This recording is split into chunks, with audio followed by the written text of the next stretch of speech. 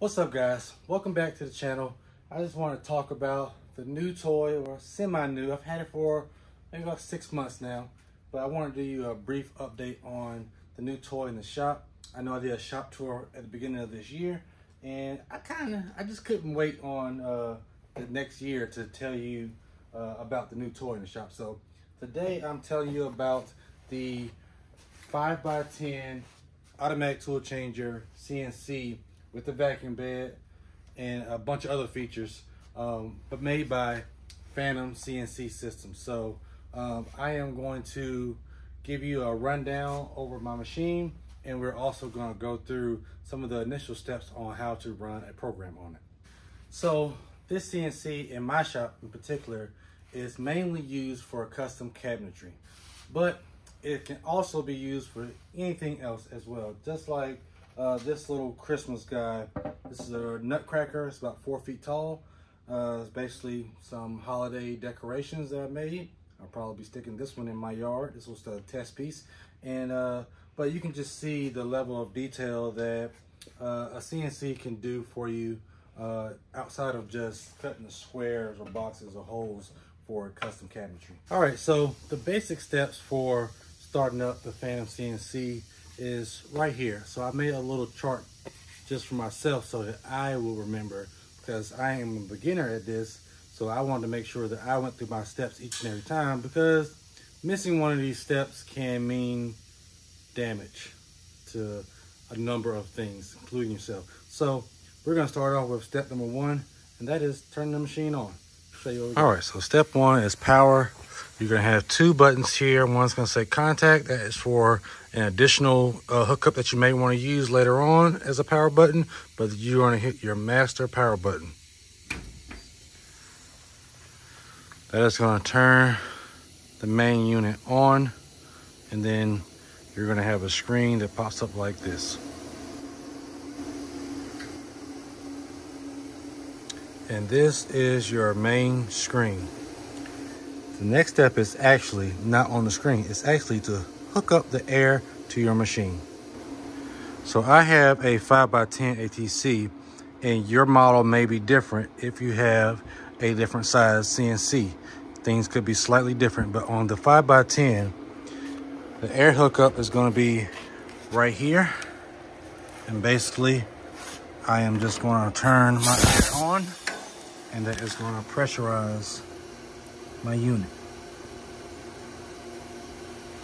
All right, now that we have air hooked up to the machine, and the reason why we want to have air hooked up to the machine is because anytime we move a part or do a tool change, it requires air, and you don't want to try that without it.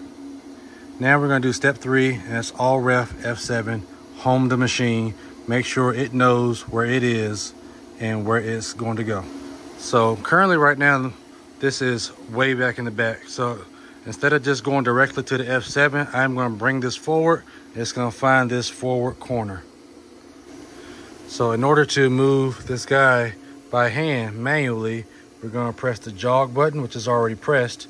And then we are going to bring my Y-axis up like so.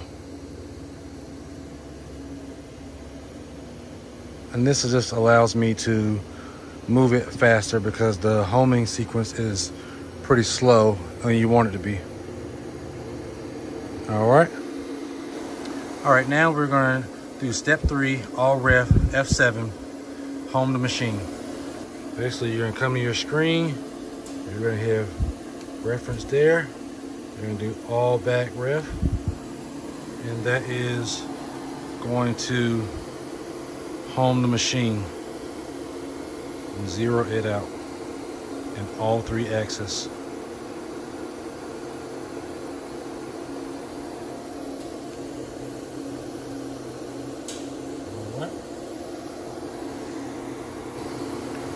All right, next step is to set our X and Y axis. So it is labeled on your machine.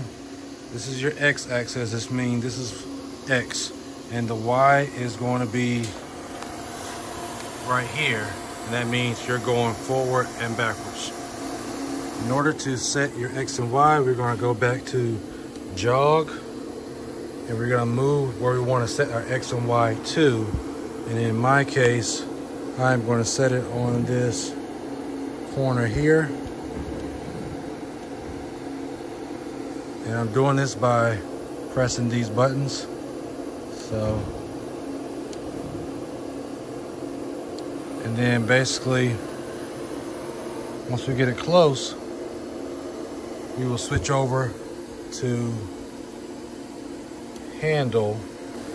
And the reason we switch over to handle is because we're going to switch over to this guy and dial it in just where we want it to be at by setting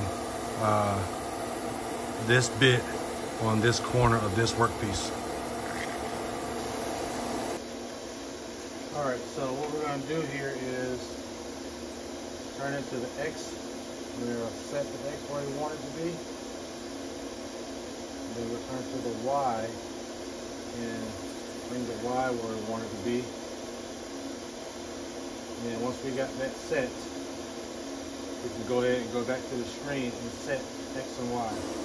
All right, so the nice thing about our handle is that it has a hook here and it's magnetic, so it doesn't actually need the hook, but it can be placed anywhere you need it for the time being. The hook is just extra security, but now we are going to set the X and Y. All right, now that we have our X and Y in the position we want it, this is how you set it. So you're going to hit F6 clear, then you're going to hit F3 clear X and Y. Now you can do it separately if you need to, but this is going to do both of them at the same time. So now they are both set, they're zeroed out. The next step is to turn your vacuum bed on, and the reason why we're doing this is because we're going to set our Z height next after that, and we want the vacuum bed to be at the lowest point where you're going to be actually operating the machine at. So if you have your rubber gaskets in there, this thing is going to compress enough to make a difference in whatever you're using the vacuum bed for. All right, now that the vacuum bed is on, it's not really on, but for video purposes and noise purposes, let's say that it's on. We're going to set the Z height.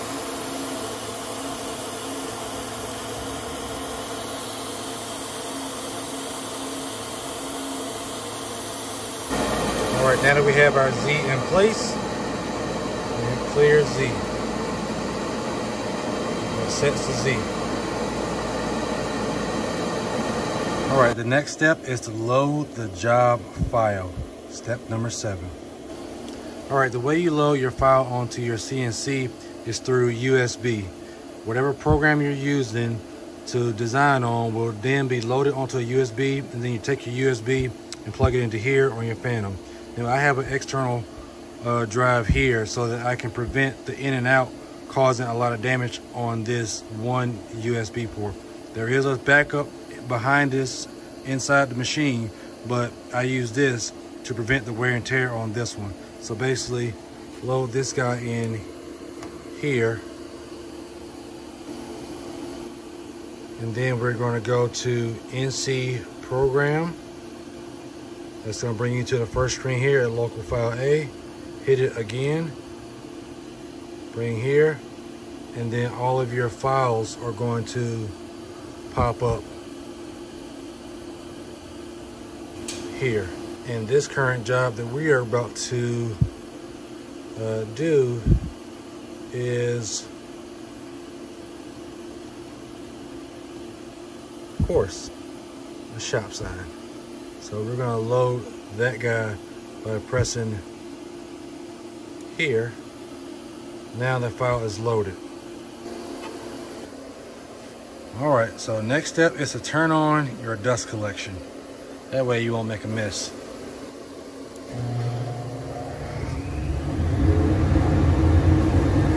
All right, once your dust collection is on, in order to start your job, you're going to click auto and start.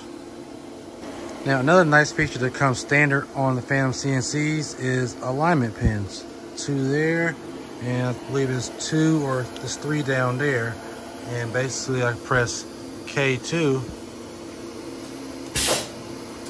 and alignment pins come standard.